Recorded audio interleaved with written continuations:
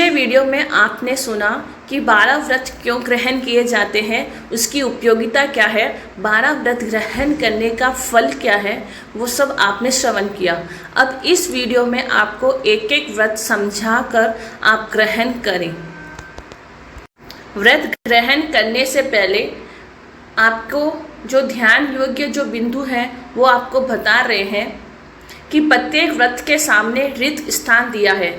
उनकी पूर्ति अपनी शक्ति के अनुसार एक करण एक योग, यानी मैं करूँ नहीं मनसा या मैं नहीं करूँ नहीं कैसा, कोई भी करण एक योग। और दो करण दो योग का मतलब है करुणी करौनी मनसा वैसा। इस तरह से आदि भागों में ग्रहण कर्ता स्वयं कर ले। अंकित मर्यादा भी शक्ति के अनुसार कम ज़्यादा कर लें। जो जहाँ मर्यादा बताई है वो अपनी शक्ति के अनुसार आप मर्यादा करें। जिन नियमों के आगे कोष्टक दिया गया है, यदि वह नियम ग्रहण करना हो तो सही राइट का निशान लगा लें। नियमों को यथाशक्ति उत्तरोत्तर अभिवृद्धि करें। पूर्व में अज्ञान दशा में किए हुए पापों की सद्गुरु के समक्ष आलोचना कर प्रायश्चित कर ग्रहण करें। व्रत नियम जितने काल के लिए ग्रहण करें वह काल मर्यादा यानी वर्ष या जीवन व्रतों के आगे अंकित कर लें। महीने में एक बार 12 व्रतों को पूरा पढ़ें ताकि आपको स्मरण रहे कि आपने कहाँ कितनी मर्यादा की है और क्या त्याग किया है। किसी भी तरह से अतिचार लग जाए तो सद्गुरु के समक्ष प्रायश्चित लेकर स्वयं की शुद्धि करें। मालिक बनकर आत्मसाक्षी से व्रतों की परिपालना करते हुए परिस्थितियों के कारण व्रत पालन में बाधा आदि हो तो स्वयं निर्णय न लेकर गुरु भगवंतों के समक्ष वस्तु स्थिति रखें या योग्य मार्गदर्शन लें। व्रत नियम अंकित की हुई यह पुस्तक को संभालकर कवर आदि के द्वारा सुरक्षित रखें। संपर्क में आने वाले प्रत्येक मानव को धर्म का स्वरूप समझाकर सद्गुरुओं की सहमति कराकर व्रत ग्रहण करने की प्रेरणा दें। धर्म की दलाली महान कर्म निजरा और पुण्यशाली कार्य है। कहा भी है धर्म की दलाली तो हीरो की दलाली है, संसार की दलाली तो कोयलों से काली है। पहला स्थूल अहिंसा व्रत श्रावक श्राविकाओं के लिए स्थूल हिंसा का त्याग बताया है। सूक्ष्म का तो आपको त्याग नहीं कर सकते, लेकिन स्थूल हिंसा का तो त्याग कर सकते हैं। उसमें आपके पास 12 पॉइंट बताए हैं, जैसे चलते फिरते बेंदिय तेंदिय चौरंदिय पचंदिय निरपराधी 10 जीवों को जानकर यानी जानबूझकर संकल्प कर हिंसा करने या करवाने का त्याग है। जैसे कि किसी को जहर देकर आग में जलाकर शस्त्र आदि से व दहेज के कारण किसी की हत्या नहीं करना, गर्भपात नहीं करना, सांप चूहे बिच्छू मेंढक आदि को नहीं मारना, पक्षी के अंडे नहीं फोड़ना, ना ही किसी को ऐसी सलाह देना। तो ऐसी हिंसा का आपका त्याग है। तो इस पे आप कोष्टक पर राइट करें। मनुष्य पशु आदि को क्रूरतापूर्वक नहीं बांधना तथा मनोरंजन आदि के लिए पशु पक्षी को भी नहीं बंधन में नहीं डालना चाहिए। जैसे कि अपने खुद के शौक के लिए पशु को पिंजरे में डालना, मछलियों को पैक करके रखना, इससे महामोन्य कर्म का बंध होता है। जीव रक्षा के लिए पालतू पशु को बांधने की छूट है। अगर कोई पशु पालतू है तो उसे बांधने की छूट है। कोई मनुष्य पशु आदि बिगड़ जाता है, पागल हो तो बांधने का आगाह है, वरना खुद के मोह शौक के लिए मनोरंजन के लिए उनको नहीं बांधना चाहिए, ना ही उनके साथ क्रूरता का व्यवहार करना चाहिए। तो इस कोष्टक में भी आप राइट करें। तो अब आता है कि तीसरा पॉइंट, मनुष्य पशु आदि के चोट लग जाए ऐसी मारपीट नहीं करना। तो ऐसी मारपीट कोई नहीं करता है, तो राइट कर सकते हैं। मनुष्य पशु आदि का अवयव अंगोपांग छेदन, चमड़ी छेदन, सींग पूंछ आदि तोड़ना, पशुओं के खुरता लगाना, नात यानी नाक डालना का त्याग है। तो यहाँ पे जैसे कि पशु पक्षी जो पशु होते हैं मनुष्य होते हैं उनके छेदन भेदन नहीं करना। और इस तरह से अगर बीमारी से ऑपरेशन बच्चों के नाक कान बिंदाना या बकरे को अमर करने के लिए बिंदाना पड़े तो आगाह है, वरना उनके अंगोपांग छेदन भेदन करने का त्याग है। इस पे भी आप राइट कर सकते हैं। जैसे कि पटाखे जब दीपावली आती है तो पशुओं की पूंछ पर, कुत्ते की पूंछ पर फटाके लगाकर उस पर फोड़ते हैं तो उससे भी बहुत बड़ी हिंसा होती है, तो वो भी काम नहीं करना चाहिए। तो इस पर ये कोई नहीं करता है, आप त्याग कर सकते हैं, राइट करें।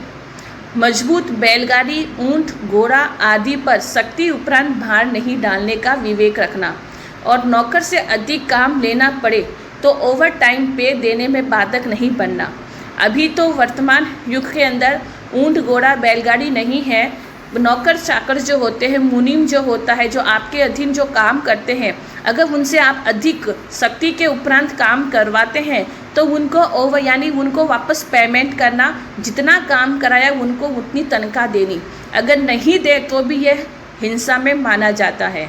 तो ओवर टाइम पे देने में बाधक नहीं बनना चाहिए। तो इस पर भी आप निशान करें, ताकि सावक साविका बनने के ये गुण है। अगर आप इस हिंसा से बचोगे तो पहले स्थूल अहिंसा व्रत में आ जाओगे। द्वेषवंश किसी की आजीविका नष्ट नहीं करना, जैसे नौकरी भागीदार नहीं छुड़वाना। जैसे कि आपने किसी का नौकर आपने किसी तो दूसरे को भागीदार बना दिया, अगर वो आपसे छूट गया है, आप दूसरी जगह नौकरी कर रहा है, आपने उसे देख लिया, तो वहीं से उसकी नौकरी नहीं छुड़ाना कि मेरे घर पे भी काम नहीं किया तो मैं दूसरे घर पे भी काम नहीं करने दूंगी। तो ऐसी मन में भावना नहीं लाना, तो उनकी आजीविका नष्ट नहीं करना, दुश्मनी नहीं जताना। तो इस तरह से ऐसा काम भी नहीं करना चाहिए। अब आता है 7वां पॉइंट, आत्महत्या नहीं करना, ऐसी सलाह भी नहीं देना। तो यह व्रत का नियम है, तो इस पे आप टिक करें कि खुद भी नहीं आत्महत्या करना और दूसरों को भी सलाह नहीं देना। अब 8वां पॉइंट है, मद्य मांस का सेवन नहीं करना। तो इस पे भी राइट करें। अफीम, गांजा, चरस, भांग आदि नशीले पदार्थ का ना तो खाऊंगी, ना खाऊंगा और ना खिलाऊंगी, औसत के लिए छूट है। तो इस पे भी आप टिक मारें।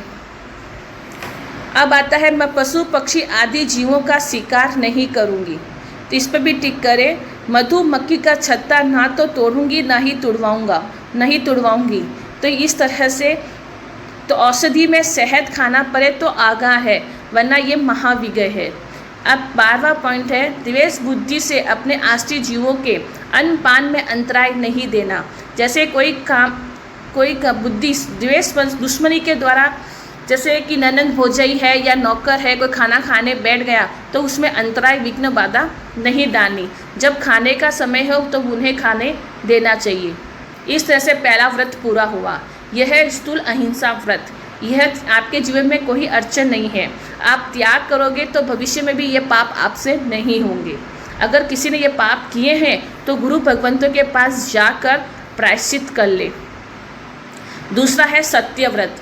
सत्य व्रत में है, कन्या वर के संबंध में विवाह, सगाई आदि के प्रसंग में गुण, अवगुण, उम्र आदि के विषय में पूछे जाने पर झूठ नहीं बोलना। जैसे लड़का लड़की है कोई जाए तो उनके बारे में जो जैसी सच्चाई है उनको वैसे बता देना। तो उनके गुणों को छुपाकर अवगुण भी नहीं बोलना या अवगुण को छुपाकर गुण भी नहीं बोलना। जितनी जैसी उम्र है वैसा बता देना, क्योंकि रिश्तों की बुनियाद ही विश्वास है। अगर आपने शुरू में ही झूठ बोल दिया तो वो रिश्ता बहुत दिन तक नहीं चलता है। इस तरह से इसमें झूठ नहीं बोलना चाहिए। गाय, भैंस आदि पशुओं के संबंध में उम्र, दूध, प्रसव, स्वभाव आदि के विषय में पूछे जाने पर गलत नहीं बोलना। अगर जो गाय भैंस खरीदते हैं या करते हैं, जैसी गाय भैंस पशु हैं वैसे उनको सामने वाले को बता देना। यानी बहुत गाय जो है वो बहुत दूध देती है बोलकर बेच देते हैं, लेकिन दूध नहीं देती है तो वह झूठ लगता है। तो ऐसा गलत सामने वाले को भ्रमित कर झूठ बोलकर नहीं बेचना। तीसरा पॉइंट है, मकान, दुकान, जमीन आदि के विषय में कितना पुराना है, नींव कितनी गहरी है, उपद्रव्य, प्रेतादि के संबंध में पूछे जाने पर गलत नहीं बोलना। जैसे मकान की नींव कमज़ोर है तो उसे बोलते नहीं, नींव तो बहुत अच्छी है, तुम ले लो।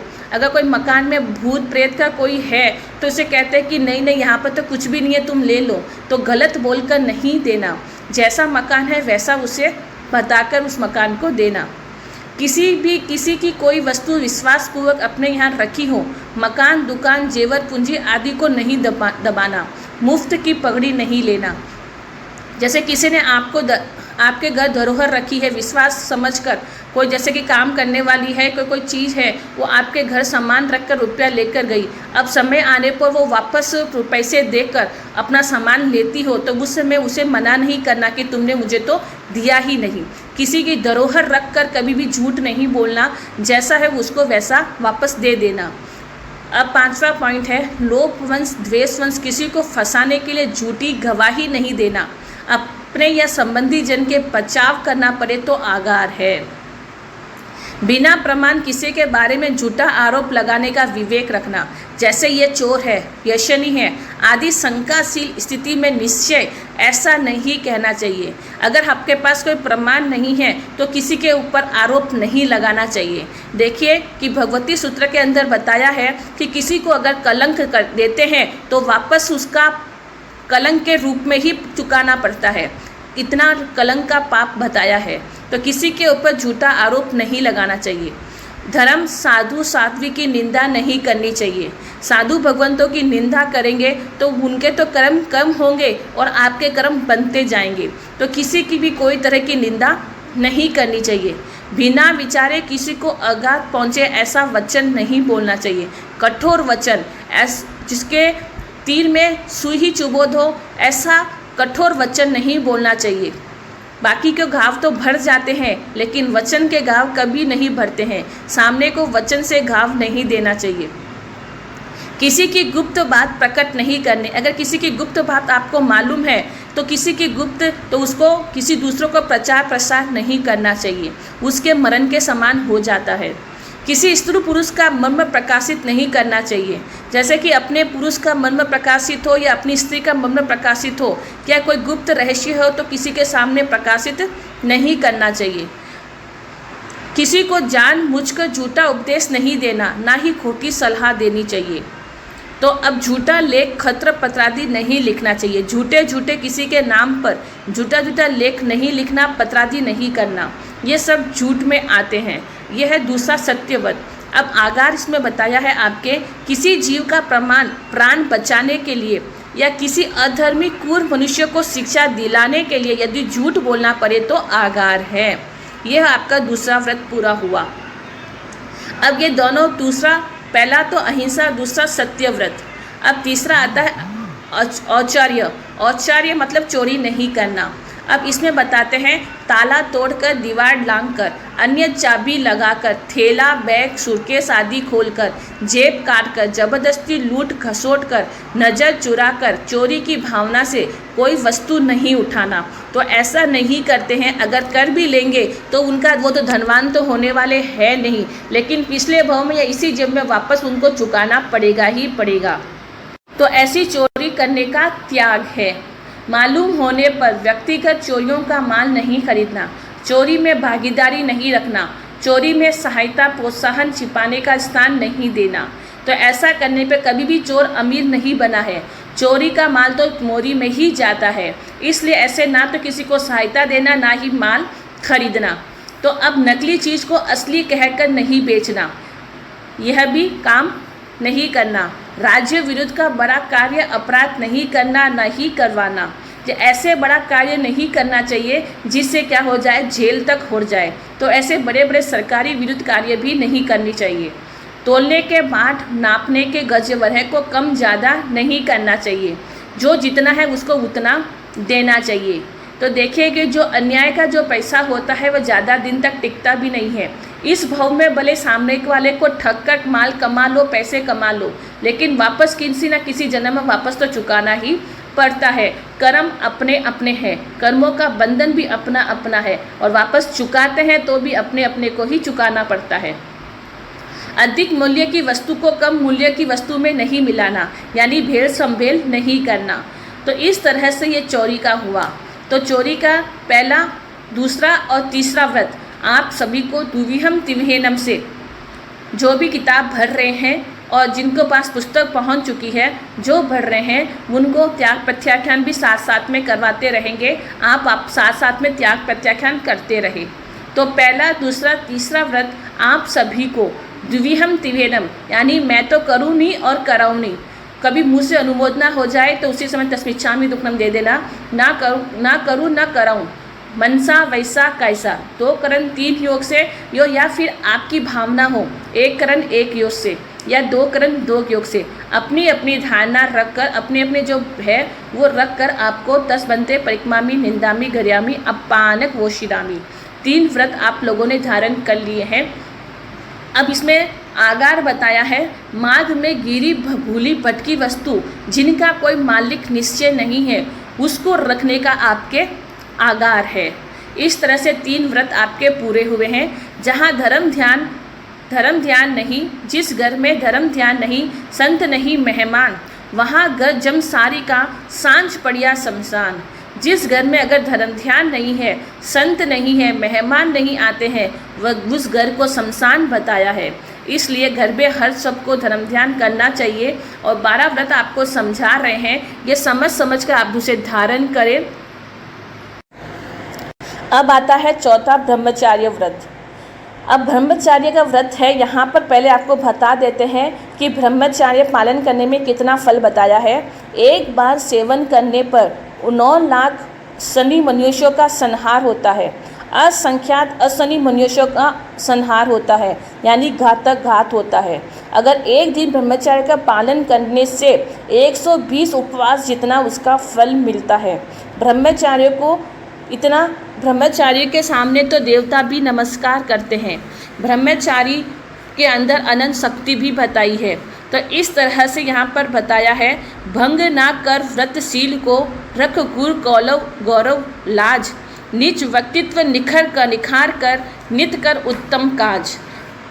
और इस समय ब्रह्मचारी यानी जो 12 व्रत में से ब्रह्मचार्य को व्रत भी बहुत बड़ा माना है, शील व्रत में आता है। तो इसमें आपको जो जीवन पर्यंत ब्रह्मचार्य का पालन कर रहे हैं तो वो तो टिक मार दें, राइट का निशान कर दें। और जो ब्रह्मचार्य का पालन जीवन भर के लिए नहीं कर रहे हैं तो महीने में 10 दिन ब्रह्मचार्य व्रत का पालन करना है। तो अपनी मर्यादा इसके अंदर लिख लें। 8, 14, अमावस, पूनम और पर्युषण पर्व में ब्रह्मचार्य का पालन करना चाहिए, क्योंकि ये तिथियां हमारे चारित्र तिथियां होती हैं। इन तिथियों में ब्रह्मचार्य का पालन करना आवश्यक होता है। तो इस पर भी आप राइट कर सकते हैं। पर स्त्री पर पुरुष वेश्यावृत्ति का त्याग करना है, तो इस पर भी टिक करना है, राइट का निशान करें। और बिना जिम्मेदारी किसी के पूछे बिना फालतू सगाई विवाह आदि की सलाह या प्रेरणा नहीं देना। कोई आपको नहीं पूछे, कोई आपकी जिम्मेदारी नहीं है तो बिना फालतू उनकी सगाई विवाह के लिए सलाह नहीं देनी चाहिए। तो अब दूसरा आता है, जीवन में दूसरी शादी नहीं करना। तो इस तरह से इस पर कारणवश अगर किसी के हो जाए तो कारणवश तो करनी पड़े तो आगार है, बाकी दूसरी शादी करने का त्याग है। अब जीवन में 10 वर्ष के उम्र के बाद संपूर्ण ब्रह्मचार्य का पालन करना है। तो आप अपनी उम्र लिख दें कि इतने वर्ष के बाद मैं ब्रह्मचार्य का पालन करूँगा। जो अविवाहित हैं, जिनकी अब तक शादी नहीं हुई है, वो अपनी उम्र लिख दें कि इतनी उम्र तक मेरे शादी का त्याग है। तो इस तरह से ये चौथा व्रत पूरा हुआ। इस चौथे व्रत में मनुष्य तीरंज के लिए एकव्यम एकविहम आता है। इस तरह से आपको यह व्रत एकव्यम एकविहम से पचखान करने का आपको पचखान है। इस तरह से एकव्यम एकविहम मनसा वैसा का, यानी एकव्यम का मतलब है ना करूँ कैसा। तो 10 बनते परिक्मामी, निंदामी, गर्यामी, अपानक, वोशिरामी। तो इसमें आपने जो मर्यादा रखी है उस मर्यादा को रखकर आपके पचखान करवा दिए हैं। और जैसे जैसे आपकी उम्र बढ़े तो मर्यादाओं को भी क्या करना, आपको कम करना है। तो इसको पूरा ध्यान रखें। अब आता है 5वां व्रत। अब 5वां व्रत का नाम है अपरिग्रह व्रत। अब अपरिग्रह का मतलब समझ ही रहे हैं कि आपको परिग्रह जो है उसमें मर्यादा करनी है, आपको अपरिग्रह में आना है। जैसे कि मकान, दुकान, गोदाम, फैक्ट्री, आपको वहाँ पर संख्या लिखनी है कि आपके अगर 3 मकान हो जाए उसके उपरांत मकान बनाने का मेरा त्याग है। दुकान मेरे 1 या 2 हो जाए तो उसके उपरांत मेरा त्याग है। यानी जितनी आपको मर्यादा करनी है उतनी संख्या आप खाली कोष्टक पर लिख दें। और फिर कहा है कि अगर उससे ज़्यादा स्थानक धर्मशाला की मरम्मत गिर जाए तो कारणवश बनाना पड़े तो आगार है। स्वयं के लिए ऊपर से नमक का त्याग है। जो पूरा त्याग करते हैं वो त्याग कर दे, और जो त्याग नहीं कर रहे हैं वो महीने में डैश दिन का त्याग कर ले, यानी महीने में 5 दिन तक मैं ऊपर से नमक डालकर नहीं खाऊंगा या नहीं खाऊंगी। खाना जो महिलाएं जो खाना बनाती है तो उनको उसमें डालने का उनको आगाह है। इसलिए अब तीसरा पॉइंट आता है सोना अपने जी में, यानी अब कितना सोना आप पहनते हो, आपके जी में जितना सोना है उतना सोना रखकर उपरांत त्याग है। चांदी अपने जी में जो है वो रखकर उपरांत आपका त्याग है। अब 5वां पॉइंट आता है सभी 24 प्रकार के धन धान्य घर में व्यापार सीमित या वह घर खर्च के लिए वर्ष में 1.5 किलोग्राम, बाकी का सबका त्याग है। ये स्वयं के लिए है, यानी साल भर के अंदर यहाँ पर वर्ष भर लिख दे कि वर्ष भर में लिखा हुआ कि वर्ष भर में 24 प्रकार के धन धान्य कितना खाते हैं। 100 किलो 200 किलो जितना आप खाते हो ये खुद के अकेले का है, घर पे लाए वो नहीं है। तो आप कितना खाते हैं उतना आप रखकर बाकी का त्याग करें। कांसा, पीतल, तांबा, लोहा आदि धातु जीवन में डैश उपरांत त्याग है। अब ये चीज़ों का तो उपयोग आप करते नहीं हैं, तो इसमें आप इस्तेमाल कर सकते हैं। जो इस्तेमाल करती हूँ वो उस वक्त तक आकार है, बाकी सबका त्याग है। नौकर, मुनीम, कारीगर, लेबर, काम वाली अपने जी में है, उपरांत सबका त्याग है। इसके अंदर भी आप लिख सकते हैं जो नौकर मेरे रखा हुआ है अगर वह छूट जाए तो दूसरा रखूँ तो आगार है, बाकी सब नौकरों का मेरा त्याग है। साल भर में पहनने के कपड़े भैंस चोरी खरीदने के उपरांत त्याग है। जितना आपकी मर्यादा है, जितनी आप खरीदते हैं उतना आप संख्या लिखकर उसके उपरांत त्याग कर सकते हैं। शेष घरेलू सामान, बिस्तर, बर्तन, फर्नीचर आदि की कीमत उपरांत त्याग है। यानी यहाँ पर आप ये लिख सकते हैं कि मैं जो मेरे घर पे जो फर्नीचर हैं उन फर्नीचर का मैं जो इस्तेमाल करती हूँ वही मेरे आगार हैं, बाकी दुनिया में जितने भी हैं उन सारे समस्त चीज़ों का मेरा त्याग है। अब आता है बड़ी स्नान, महीने में डैश उपरांत त्याग। अब बड़ी स्नान आप जो करते हैं उतना रखकर जो अपनी अपनी संख्या आप लिख सकते हैं। धोवन पानी महीने में डैश दिन पीऊँगा या पीऊँगी, ये आपकी इच्छा के अनुसार है, आपको जो संख्या लिखनी है आप लिख सकते हैं। अब आता है समुद्र, तालाब, नदी, नहर, स्विमिंग पूल, वाटर पार्क आदि में उतर कर नहाने का, या महीने में डैश भर में डैश उपरांत त्याग है। इसमें आप अपनी अपनी संख्या लिख सकते हैं जितना आपके जो आता हो। एक बार से स्नान में डैश बाल्टी के उपरांत त्याग है। जितनी आप एक स्नान में बाल्टी का उपयोग करते हैं वो बाल्टी आप लिख लें। अब आता है होली, रावण, कचरा, खेत में आग जलाने का या जलवाने का त्याग है। तो यह चीज़ अगर कोई चंदा मांगने भी आ जाए तो आपको नहीं देना है, कह देना मेरे व्रत ग्रहण करा हुआ है मैं नहीं दे सकता। तो ये अगर होली का रावण का देखने भी जाते हैं तो उसमें एक तेले का प्रायश्चित जाता है, इतना पाप लगता है, तो ये अब आपको नहीं करना है। फटाका फोड़ने का त्याग है। अब एसी अपने हाथ से प्रतिदिन डैश बार से अधिक चलाने का त्याग है। अपने हाथ से अग्नि का आरंभ, लाइट, पंखा, एसी, फोन आदि प्रतिदिन डैश स्थान से उपयोग करने का त्याग है। अगर ये चीज़ें आप नहीं कर सकते हैं तो आप इतना कर सकते हैं, मेरे घर पर रहूं जितनी बार उतना ही वो एसी ही मेरे आगार है, अगर बाहर जाऊं तो उसका मेरे आगार है, जो इस्तेमाल करूं वो उस वक्त तक ही आगार है, बाकी दुनिया की जितनी भी चीज़ें उन सब का मेरा त्याग है। ये आप नोट लिख सकते हैं। देश वंश किसी भी आग में नहीं जलाना, किसी को आग कहीं पर भी आग नहीं जलाना है कहीं पर भी, तो यह आग को ही नहीं करता, आप इसका त्याग करें। सभी प्रकार के झूले झूलने का त्याग, प्रतिवर्ष डैश बार उपरांत त्याग।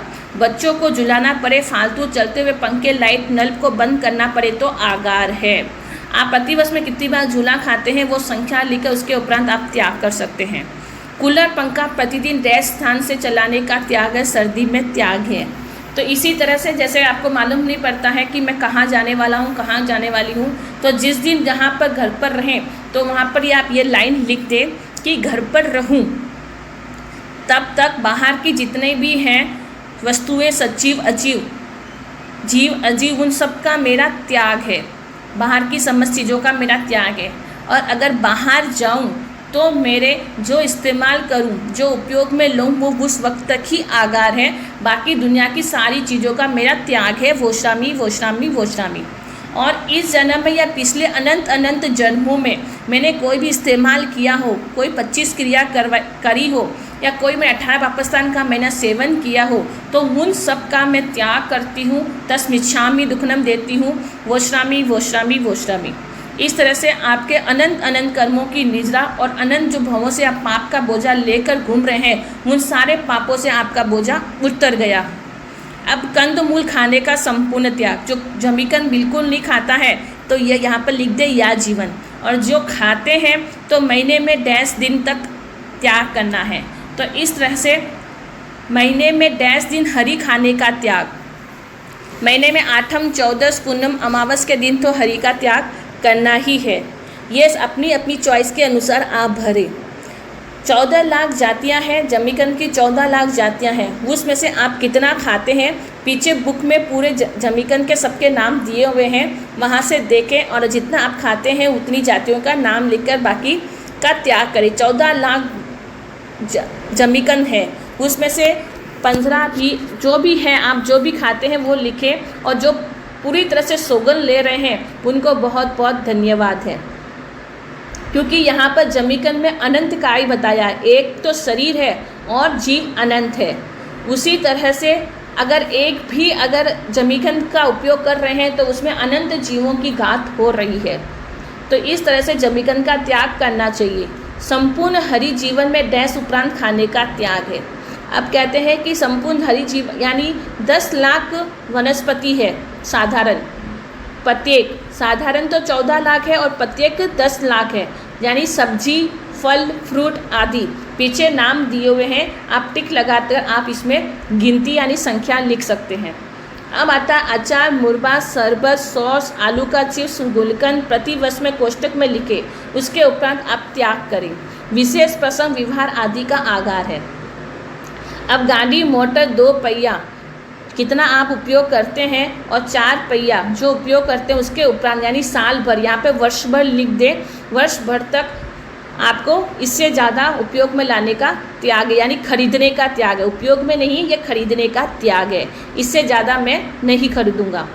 इस भव पर भव में जितना भी परिग्रह रखा या रखवाया हो उन सब का मैं त्याग करती हूँ। वोश्रामि वोश्रामि वोश्रामि बोले सभी जने। भविष्य में कम से कम परिग्रह प्रतिवर्ष रखने की भावना रखें। जो आपने परिग्रह की मर्यादा करी है तो प्रतिवर्ष उसको कम से कम करने की भावना रखें। जैसे जैसे समय बीतता जाएगा उम्र के अनुसार मर्यादा को और कम करूँगी या करूँगा। अब यहाँ पर आपको आगार बता रहे हैं, मैंने जो उक्त मर्यादा की है इसके सिवा बख्शित की चीज़ मांगती हुई चीज़ के बदले कोई चीज़ आ जाए वह बिके नहीं, तब तक रखना पड़े। दया दृष्टि से किसी द्विपद चौपद को रखना पड़े, किसी का ट्रस्टी होना पड़े, पंचायत की इत्यादि की व्यवस्था करनी पड़े, किसी निराधार की रक्षा करनी पड़े, कंपनी में भाग रखना पड़े, किसी योग्य व्यापार की दलाली करनी पड़े, नौकरी करनी पड़े तो मेरे आगार है। चतुष्पद आदि का परिवार बढ़े तो उनको रखने का मेरा आगार है। यानी श्रावक के लिए तो 49 भांगे हैं, आपको हर तरह की छूट यहाँ पर मिल रही है। इस तरह से ये 5 व्रत आपके सामने पूरे हुए हैं। ये 5 व्रत को आपको श्रवण किया है, 5 व्रत आपने जो श्रवण किया है उसे सुनकर समझकर आप प्रत्याख्यान भी साथ साथ में आपको करवा रहे हैं। तो इस तरह से 5वां परिग्रह आपको अपनी धारणा के अनुसार 1 करण 1 योग या 2 करण 3 योग अपनी अपनी जो विवेक के अनुसार आप रख कर और समय आने पर मर्यादा को और कम करने का भाव रखें। 10 बनते परिक्मामी निंदामी गरियामी अपान वोश्रामी। इस तरह से आपके 5 व्रत पूरे हुए और आपको साथ में प्रत्याख्यान भी करवा रहे हैं। इस तरह से अब आगे के वीडियो में आप और सुनेंगे कि छठे से लेकर ये तो आपके 5 अनुव्रत हुए हैं। अब शिक्षाव्रत और गुणव्रत आएंगे, वो आप सुनेंगे और एक एक समझकर त्याग करें। जो प्रत्याख्यान व्रत ग्रहण कर रहे हैं वो जरूर भाव बनाएं कि मैं 5 जनों को और ग्रहण कराऊंगा। इस जन्म में अगर श्रावक श्राविका आप बनाएंगे तो पूर्व भव यानी वापस जन्म लेकर मनुष्य जन्म लेकर आप खुद श्रावक श्राविका बनेंगे। ये पुण्यवानी आप इकट्ठा करेंगे, धर्म करेंगे, कर्म की निजरा होगी। जरूर दलाली करें। जय जिनेंद्र।